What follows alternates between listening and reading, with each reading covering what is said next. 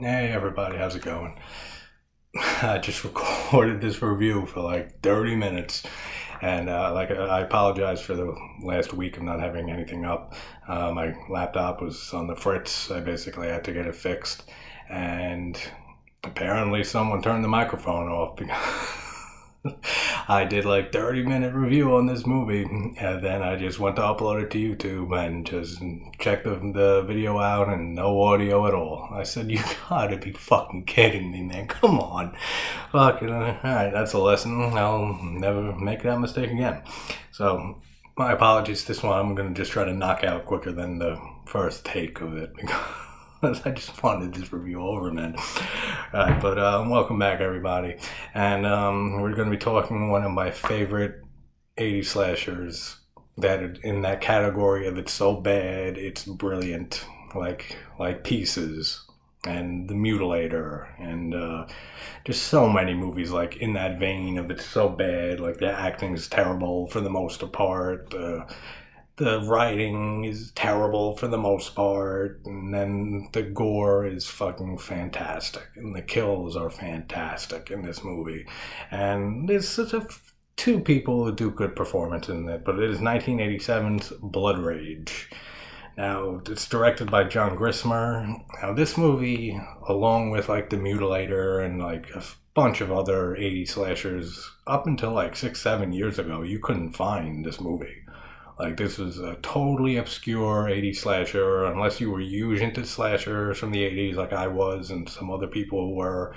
You never heard of this movie. Like, it was, you'd have to get like a region-free DVD bootleg or like a VHS copy, which I was looking for before I did the first review, the one that failed, the one that got away. And I couldn't find it because it would have been great to hold up the VHS, but I know it's somewhere. I gotta find it. But, and this, like many 80s slashers, had numerous titles. Like, Nightmare at Shadow Woods was the cut version, the title for the cut version.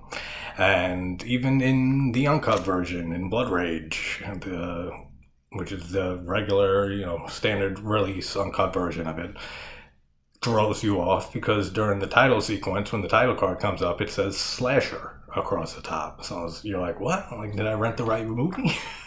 So it has a bunch of names to it and everything. So we have Louise Lasser, who plays the mother, Maddie Simmons, and then we have Mark Sopper, who plays the twins, Terry and Todd. So for anyone who hasn't seen this movie, I'll give a short synopsis quick.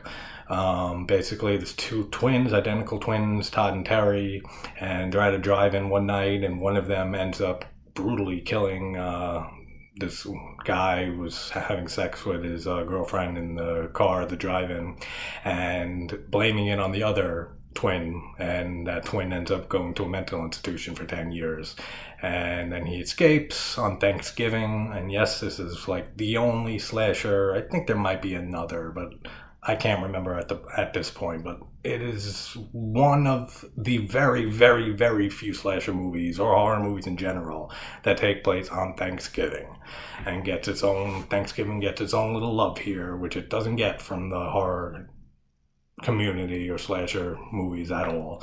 I don't know why that holiday doesn't have more movies based around it, but we do have it take place on Thanksgiving. So if you haven't seen this movie, time to get out, as we will be talking spoilers. So we open up at the drive-in. We get a nice little cameo by Ted Raimi. I think this is his first credited acting role, which is awesome to see Ted Raimi in anything back in the 80s, as he would show up with cameos all over the place. And so we have Maddie Simmons, the mother of the twins, and this guy she's with is trying to fuck her in the car with the kids in the back seat sleeping. That's fucked up, man. Then there's a rifle, when the kids are sleeping, right across their legs, there's a fucking rifle just sitting there. And so, I don't know what that's about, but I just noticed it on this watch. I've never noticed that before. I said, there's a fucking gun. There's a rifle just chilling on their legs. Then they get up. They wake up from sleeping and they end up apparently they're used to this, seeing their mom sleeping around and stuff, because they're mom's at it again. And they sneak out. They end up going to this random car, and one of them, Terry, takes a hatchet from the back, and Terry goes up to the window, and there's this guy fornicating with his girlfriend in the front, and he just says, "Get out of here, kids, get out of here." And Terry just starts chopping this dude right in his eye with the hatchet and everything. And dude, the gore in this movie is so good. Like, so good. Like, I rewatch this movie every Thanksgiving or right around Thanksgiving. And every year I say to myself, like, is it as good as I remember the gore being? And every year it is just as good as I remember it being. Like, it is such good effects work, such good makeup work. Everything about the gore and the kills in this movie are just A++, especially for such a B movie, like low budget 80s slasher film. This movie was actually filmed in 83, but didn't come out till 87. So it still was made during like the cusp of the 80s slasher craze before it started dying down in the mid 80s, but it didn't get released until 87. But then we cut ahead 10 years later with the kid Terry ends up wiping like blood on Todd's face and puts the hatchet in his hand and just blames him basically for the murder, which it looks like he just wipes his hand on him. Like, it's so obvious that the other kid did it, and it's just a handprint of blood. So it's like, why the kid would just touch himself like this. But it's 80s slasher. You can't dive too much into any of this. Is a movie that you have to throw all logic to the wind, throw away you have to suspend disbelief for everything. Like, this is one of those so bad it's amazing movies, and by God, it is so bad it is fabulous. I love this movie so much. And then we have 10 years later on Thanksgiving, the mom ends up meeting Todd and at a doctor at the mental asylum, and the doctor, Dr. Berman, played by, I forget her name, but she's actually like a big reason this movie got made. Like, she did funding for this movie, and like she even took this role as the doctor when like the actress who was supposed to play the doctor never showed up like the day before filming. So she said, "I'll do it," and she's a big reason why this movie got made, and God bless her for that, because what a fun movie. So then Todd, we have in the scene too, we have like a weird voiceover from the doctor. Like, you see her talking to Maddie, to the mother, and then like Todd comes out and stuff, and you see them all talking, but like this is like ADR of like the doctor, like a voiceover of her talking and explaining that like she wanted to see Todd and the mother together because she'd never seen the two of them interact for the first time and everything, and that she wanted to see the way they'd react together and stuff, and that she still treated him like a little child. And then like we get some dialogue from them, and she brings it seems like a yearly thing that she brings pumpkin pie to Todd in the asylum. And this year he's not having it because now he's starting to, as we hear from the doctor, is starting to remember that night at the drive-in, is starting to realize that he was not responsible for the murder and that his brother Terry was. And the mom doesn't want to hear this. She thinks that it's insane that Terry would do this and stuff. So she's just in her own little world in denial. But he ends up just taking his pumpkin pie and ends up smushing it into pieces and throws it against the wall, which don't ever mess up a good piece of pumpkin pie, man. I love pumpkin pie. Every time I see this, I'm heartbroken. Like, no, just give it to me through the screen. It's fine. Like, Todd, calm down. Man, don't be a dick to pumpkin pie. That's why you're in the mental asylum in the first place. And so Terry, we see living on the outside the last 10 years, free as a bird when he's a psychotic murderer. And he is like a popular jock. He's got a lot of friends. He has a good looking girlfriend, and he plays tennis and everything like that. Not a care in the world. And then we see them at Thanksgiving dinner. And I've always wondered exactly what sets Terry off on this murder spree on this Thanksgiving. Like, because there's a few scenes and stuff that try to make it seem like that might be why. And this is one of them. Like, they have a toast that Maddie is going to be marrying her boyfriend, Brad. And you can tell from Terry's reaction, he is not happy about this. But he still gets up and gives a toast. And he's drinking like a big-ass glass of milk and giving a toast and toasting the other ones who are drinking champagne or something. I just thought that was funny. And then he does mention later on in the movie that he doesn't drink. but he does smoke pot in one scene. So I don't know, just kind of weird observation that I made, but I just think it's funny. He's standing there with a big ass glass of milk, and I love me some milk too. I drink milk every night. Never broken a bone in my life. I attribute that to my milk consumption. But he's just holding this big ass glass of milk. Funny stuff. And yeah, she says that she's marrying Fred, and he says, like, after his initial, like, as you could tell, he's pissed off about this. After that wears off, he just stands up and he's like, all right, well, welcome to the family and everything, and gives his little approval that he's faking the whole way.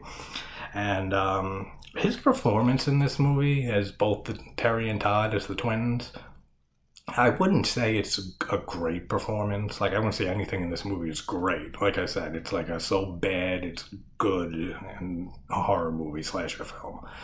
But for a slasher's film from the 80s, especially a low budget one like this, he does a decently good job, like portraying Terry and Todd and like making them feel like two distinct twins. And like Terry plays off as like very charismatic and like charming and like just like that type of personality and everything. And their hair is different, like to differentiate them for the audience and stuff. Like Terry's hair is like nicely done up and stuff like that, while Todd's is like looks like it's wet all the time for some reason. Like it just like comes down on the side of his face and it just looks like it's wet at all times. It's like, I don't know, they're just like, when he filmed these scenes as Todd, if they just took a bucket of water and just plopped it over him and said, all right, you're Todd now, go out there and do your thing. I don't know. But I've noticed that like they did that for the audience to tell the difference. But like the way like he just like delivers dialogue as like both of them and stuff, he does a decent job. Like certainly he overacts like crazy in some scenes and stuff, but there are scenes that he genuinely does a good job, like with his acting. So there's a decent performance there. And then the mom, it's so hard to describe the mom's acting in this. If whoever's watching, I mean, you've seen the movie, unless you're one of the few who have said in many videos, watch spoiler reviews without seeing the movie first. But like, you know what I'm talking about with the mom. Like there's sometimes that she'll be acting like so overacting and like bad, and I'll just be, oh, this is not a good performance. And then like the next scene, or like even like the next line or two in a scene, she'll like really have like a good performance that makes her sound like she's a really like a mother going crazy over her son that's escaped from a mental institution and confused and drunk and everything, and be like, oh, that she's actually doing a good job. And then like right the next scene it'll be like, no, she's doing a terrible job. And it goes back and forth like that. Like I don't know what to think of her performance. It's very strange. Like sometimes I think she does a good job in this movie, and then when I think about it, I'll be like, yeah, but no, like she doesn't. But it flip flops like that. If you've seen it, you know what I'm talking about. It's very hard to like pinpoint her like how she does in this movie, but for the most part it works for me. I mean, I know it's a bad performance, but like it's a good bad performance and it has charm to it.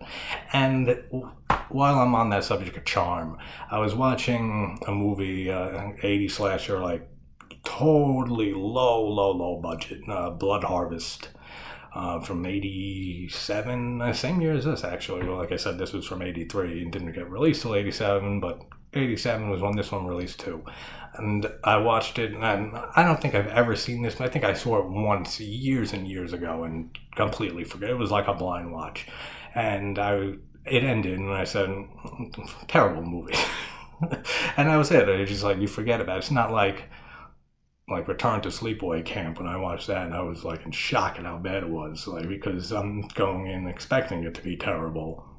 Like this movie, this is one that Blood Harvest I watched. It's an 80s slasher on like a zero budget, so it's like, all right, I'm not expecting anything of this. It's not tied to a franchise or anything like that, and it was terrible. And I just said, all right, and I moved on. But it got me thinking, because I was gonna, do this review for Blood Rage, and I started thinking to myself, like, what is the difference between movies like that, like Blood Harvest, or like so many of those like real low budget movies from the 80s, the slasher films, that just make them terrible, like flat out terrible, like no like good terrible, you know what I'm saying, compared to movies like this, like Blood Rage or The Mutilator or Pieces or like any of the classic like 80s like lesser known obscure slasher movies, like Sorority House Massacre 1 through 3 and Slumber Party Massacre 2 and 3, which are phenomenal, like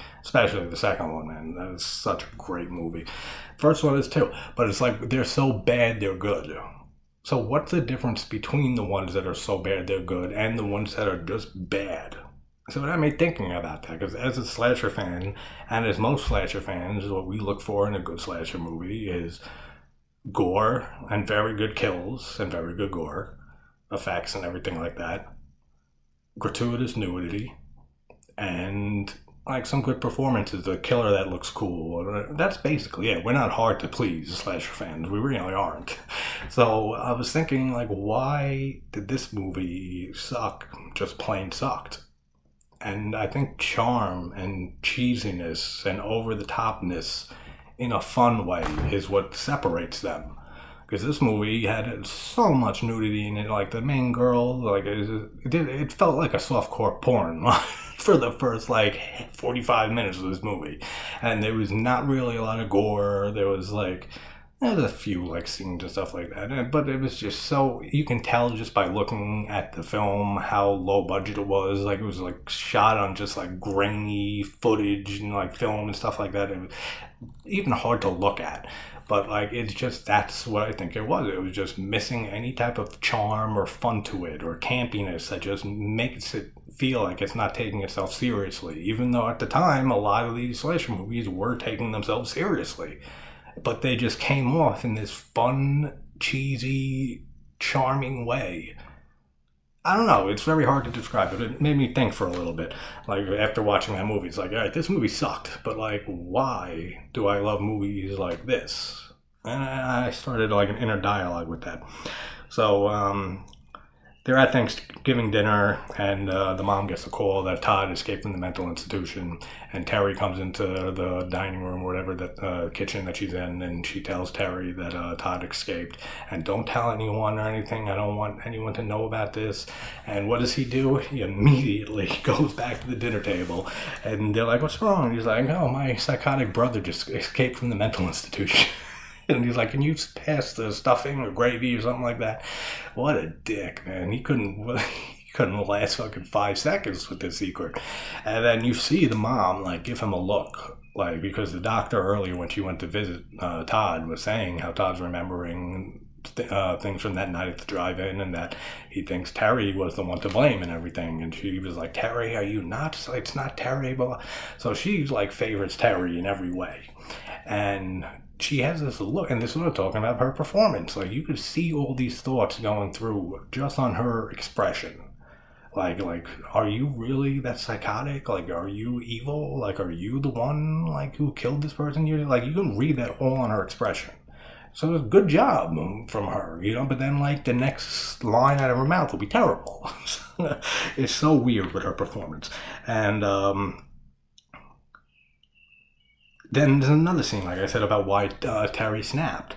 Like, did he snap from seeing his mom and Brad? They're making out in a scene and kissing, and Terry sees this. So is that what made him snap and go on this murder spree? Because it reminded him of the drive-in and stuff with his brother when they woke up and his mom was making out with the guy, or the guy that he killed that was making out and having sex with the girl in the car. Like, what is it that triggered him? Or is it just the fact that his brother escaped from the mental institution and he has to cover his tracks and stuff, and he goes on this killing spree, and then to blame it on Todd again, say it's my nutcase brother who escaped from the mental institution. So there's a lot of different like scenes that make me always wonder, like, what made Terry snap again on this Thanksgiving. I tend to lean more towards that it's just because Todd escaped, and he's something in him just like from that night or whatever just gets set off, and he just goes on this killing spree because he knows he can blame it on his brother. That's what I tend to lean on. But there are times when I watch this movie and I'll be like, maybe it is because of this, or like they leave it open to interpretation, which I like a lot. So we have the doctor show up with her associate or whatever, Jackie, this guy who he has a tranquilizer gun, and like, again, bad acting with the mom. Like they open the door and, what's that gun? I'm like, just terrible the way she delivers that. And the guy's like, it's a tranquilizer gun, and he's obsessed, like this guy Jackie, with how much they look alike, which is like, dude, they're identical twins. Like, what were you expecting them to look like? Of course they're gonna look just like each other. And he says this multiple times, like throughout the movie, like in his 10 minutes that he's in this movie before he gets killed. But they start splitting up to look for Todd, and we get one of my favorite kills in this movie, where we have Terry goes up to Brad's office and ends up, Brad's drinking a beer, and he comes up with a machete, and no one reacts in this movie when they're about to get killed. Like, they just turn around and realize they're going to get killed, and they're just like, oh no, like, they don't say that, but like, it's like that's their action, and then they just get murdered. But he's holding the beer in his hand, and Terry comes up and chops his hand right there off, and his hand falls to the ground and is twitching, holding the beer can still, and blood squirting out of the stump and everything, squirting everywhere. Awesome. It looks so good. The gore, like I said, is so good in this movie. Absolutely awesome.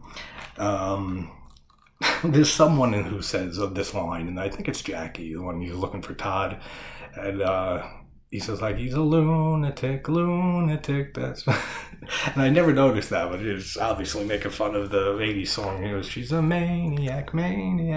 I just picked that up on this watch. I said, that's funny. They included that in. And then Terry, and I said this in my Sleepaway Camp 3 review, but that goes on for much longer than this does. And the guy's a cop in Sleepaway Camp 3, like, so it makes even more, like, less sense than anything.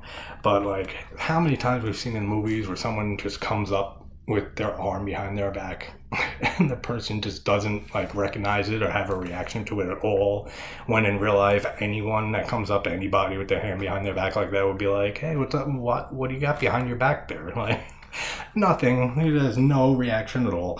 And he just basically says that he says that the doctor told me that Todd never killed anybody, and because he stopped for like to smoke a joint and everything, and he gives Terry a toke. He's like, yeah, I'll take one. And he's like, Dr. Burns says Todd never killed anybody, and he just flips, and he's like, yes, he did. And he stabs him with the machete through the chest, and it's coming out his bag. Great gore effects. Like I said, that one, it's not brilliant or anything, but it's good. It's up to par with everything else that's in this movie. And then we have this would be my favorite kill if it was on screen, but just the aftermath alone is it's so well done. It looks so fucking brutal, man. It really does.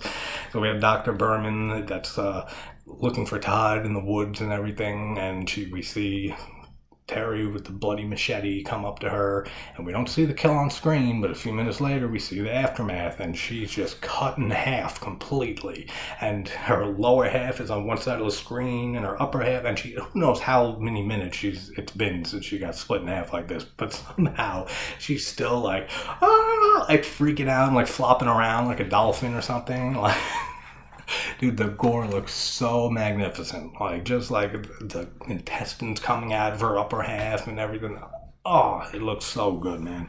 Even though it's the fucking, she's in a hole and stuff and it's busted, of course, but it looks so good, man. If we had that on screen, I mean, I guess it wouldn't even matter, really. I mean, if they did it on screen, it would probably just be a machete cutting into some prosthetic, and then just cut to the aftermath on the ground. So, it doesn't really even need it now that I think about it. And then he goes to take a shower, Terry, and he has like a bloody shirt and everything, so he gets rid of that, throws it in the garbage, and we get the famous line, man, for anyone who's seen this movie, that's not cranberry sauce. What a great line. He like licks the blood off his hands after chopping her in half. It's not cranberry sauce. And he repeats this line like 3 or 4 times later in the movie, and it does kind of wear its welcome out like after like the 3rd or 4th time, but it's such a great line, man. It's like the tagline for this movie. Like, anytime I'm talking to someone who's seen this movie, it's not cranberry sauce, man. So good, so good.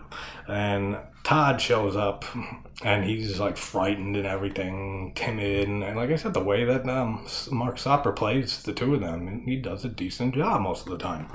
And he ends up appearing and talking to Terry's girlfriend, Karen, and she thinks it's Terry and that he's stoned. She says you always get like quiet when you're stoned, and she starts saying that she wants him to make love to her, and like Todd ends up saying like, I'm Todd, like you seem nice, I've never kissed a girl before. And she like freaks out that it's Todd, like the psychotic brother, and she's like, well, you should really try sometime, see you later, and just like books it. So funny. There's so many funny shit that goes on in this movie. And then like later when Terry is sitting on the couch with that really horny girl and stuff, and she's trying to come on to him and he wants like nothing to do with her, and they're watching TV, and like there's some sort of like killing or violent act going on the TV, and Terry's just like, that's horrible, how can they show this stuff on TV? When he's a psychotic murderer. That's a brilliant line. That line cracks me up every single time. The mom, during all this, has like the biggest glass of wine ever. Like the biggest glass of wine, like filled to the fucking top, that if she even went to sip it, it's gonna spill everywhere. Ridiculous. Such a big glass of wine. And like throughout the shots and the scenes after that, like it seems to get less, and then it gets bigger again, and then less again, and then like it's so ridiculous. So then Todd finds Dr. Berman's body and tries putting her back together again. Like he like basically picks her lower half up and tries putting it to her upper half, and the intestines are coming out and everything. It's like trying to put Humpty Dumpty back together again. Oh, it's so hilarious. But then like he gives like a nice little performance as Todd, and he's like you believed in me and stuff, like why didn't you say anything and stuff. Like you feel for him, man. Like you feel for this brother who's been in a mental asylum for 10 years for something he didn't do, like something his psychotic brother did. Like you feel for him in that moment, man. Like that, to me, that was a good delivery of lines, and he was really in character for that scene. But putting her back together is just hysterical. That shit cracks me up every single time. And then there's like this woman who has a baby, and she's like trying to find a sugar daddy for her and stuff. So she had this guy over, and then he ends up being decapitated off screen, and like she like hears a knock at the door, and she goes and looks out the peephole and sees him, and somehow thinks he's like all well and good, and opens the door, and it's just his head like being strung up by like wires and stuff like that. Looks awesome, like really, really cool shot. But like, how did she think, like looking at the peephole, that he was alive, like, and not a severed head like hanging there? I don't know, who cares? It's fucking fabulous.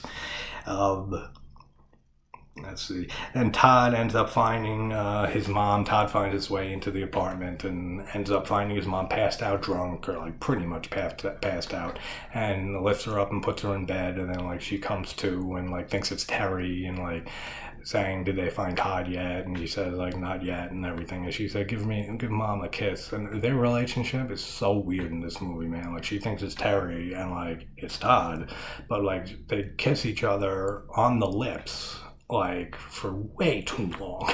Like for any amount of time is weird, but like for way too long. Like it's like, all right, like this is not something we need explored. And thank God they don't explore it anymore or go through that whole relationship, because we don't need it explained or anything. It's just fucking weird and creepy. Like she really loves her son. Like really loves her son. And so she gets put to bed, and then she wakes up a little bit later, and she's trying to call Brad, like in this weird 5-6 minute scene they keep jumping back and forth to. And she's like calling the operator and saying, can you put me through to this number and stuff like that. But the thing that makes no sense, and like she had some funny lines too, where she's like, well, actually, my son actually escaped. It's emergency. He escaped from his school earlier. Well, actually, it was a hospital. Actually, it was a mental institute. The woman on the other end must be like, what the fuck is going on with this? But it makes no sense at all, because he says earlier, Brad, when the doctor gets there and stuff, he says that his office is room whatever, and that he's the manager of the place or something, and that, so his office is right there on the property. And we see Terry earlier come into his office and kill him and should chop his hand off and everything. So it's in walking distance. So why doesn't she just get up and walk over to his office? That never made sense. I don't get that one bit. It makes no sense at all. While she has this 5-6 minute long scene that they keep cutting back to of her trying to get him on the phone. And then she does go to his office like a few minutes later, like 10 minutes later. She shows up at the office and we see we see his hand on the floor and we see him propped like he's bored, like out of his mind like this. And then the mom like moves his hand and something, or like shakes him, and like we see like he also had his head like slid into, and like his head like separates like this and like falls apart. Awesome. The way it looks, so good. Such great effects in this movie. And then we have the good friend Artie, who gets stuck in the neck with what the hell's it called? A carving knife, and gets the carving knife stuck right in his neck, and it looks awesome as well. We get Terry stabbing this couple that's having sex in the pool area on the diving board. Like the diving board is like this way, and like they're just fucking on top of it. Like it's so weird. It's so strange. Looking like, are they fucking on the diving board? Like it's so weird, man. Whoever wrote some of these scenes is just out of their fucking minds, but thank God for them, because this movie would not be as hysterically bad as it is, which it is brilliant. And then Terry ends up just chasing his girlfriend Karen throughout the Shadowwoods apartments and everything, and through the woods and everything like that. And she, in classic slasher fashion, finds like the bodies of everybody around and everything. And we don't see what happened to the baby mama with the decapitated guy outside, but she was killed off screen. But we do see him, Terry, like pulling a machete out of her chest, and looks awesome. All the gore and practical effects and makeup and everything is great in this movie. So good. And let's see if I just and Karen, they end up at the pool again, and Karen opens up the door and finds the body of the two people that were on the diving board that Terry just like, they weren't like good kills, but it was like real quick. It was like he just slashed both of them really fast. So he put both of their naked bodies in this room, and we get an awesome little gag, like a visual gag. I don't know if they planned for this, if it was just on the door they used, but it seems like they planned for this. But if they didn't, brilliant that it ended up this way. Because they're naked, dead in the fucking room, and they're like mutilated. Then she shuts the door after finding them, and right on the door is like a little triangle sign that says like clothes must be worn at all times inside. And they're naked inside. That's brilliant. If they planned for that, that is awesome. I think they did, but who knows? Magic happens without people noticing, that type of shit. So that's hilarious. And then we have the mom shows up at the pool, and Terry and Todd are like arguing with each other before she gets there, and like they have this stupid wig on the back. Like obviously he's playing both characters, so they have a stand-in to play like when they're shooting Todd or whatever. Then we see the back of the head, but he's wearing such a shitty fake looking wig. It looks so stupid. Then they show the other side and filming Terry. And you would think the stand-in would just, I know you go on this side and then we'll shoot. But he's wearing a completely different fake-looking wig. And it looks so ridiculous. It's like, why not just use the same wig? Like, I don't know. It makes no sense. And then after they argue, they fall into the pool, and they're fighting in the pool and everything. And then Karen, the girlfriend's there watching in horror as all this happens. And then Terry climbs out of the pool, and the mom just shoots him to death, man. Shoots him like 5 times. And then Todd gets out the other side, and the mom's holding him and saying like, nothing will come between us, we'll be together forever, you and me, son. Then she calls him Terry, says, you and me, Terry. And he's Todd. And she thinks that now that she killed Terry, and she thought that she killed Todd, she thinks that he was responsible for all these killings and the one in the drive-thru 10 years ago. She doesn't know the truth, that Todd is the good one and that Terry was the evil one. So both of them, it's such a grim ending, man. It's a grim ending to a movie. Like, Todd just keeps repeating over and over and screaming, like, I'm Todd, I'm Todd, like, I'm Todd. And then the mom is repeating the same thing, like, I'm Todd. So they're both repeating I'm Todd over and over again. And the mom just takes the gun, man, and just blows her head off. Like, you don't see it, but like you hear the bullet go off, and then just blood slides, and the gun slides into the blood and everything. Kills herself, man, because she thinks she killed the son that was the good one, and he was a fucking psychopath. And then Todd's fate is kind of just left up in the air. Like, he's fucking innocent. He didn't do anything. I guess Karen, Terry's girlfriend, could attest to that and say, like, no, he didn't do anything. It was Terry who was killing everybody. So I guess he would get off and probably be released from the mental institute. But who knows? They leave it open. But such a fun slasher movie. If there's any word I can describe this slasher as, it's fun. It's just full out fucking hilariously fun. The gore is top notch. Like I said, everything else is just schlocky, cheesy, campy, 80s slasher fun. But I will have a few more. I'm in slasher mode still, so I'll have a few more tomorrow. Then we have Found Footage Friday, which since we didn't get to do last week, I will double down and try to get 4 or 5 found footage movies out on Friday. And thanks for tuning in again. Sorry again for the week of not having my computer, from it being all fucked up. And I will talk to you guys tomorrow. Take care.